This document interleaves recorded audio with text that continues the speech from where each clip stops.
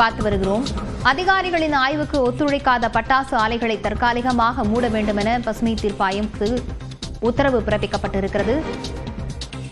இதுகுறித்த விவரங்களுடன் செய்தியாளர் மதன் இணைந்திருக்கிறார். மதன், விவரங்களை பதிவு செய்யலாம்.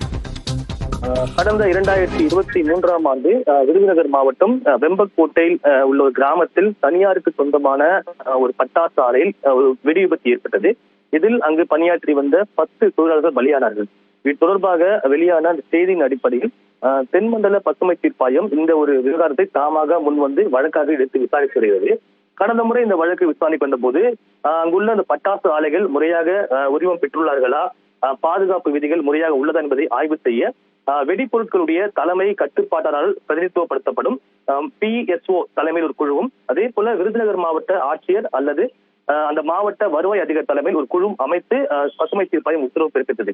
இந்த வழக்கு இன்று மீண்டும் விசாரணைக்கு வந்த போது அரசு தரப்பில் ஆஜரான வழக்கறிஞர் அது ஆலைகளை ஆய்வு செய்ய அதிகாரிகள் செல்லும் போது அந்த பட்டாசு ஆலை உரிமையாளர்கள் உரிய ஒத்துழைப்பு அளிப்பதில்லை என்றும் அந்த ஆலைகளை மூடிவிட்டு சென்று விடுவதாக தெரிவித்தார்.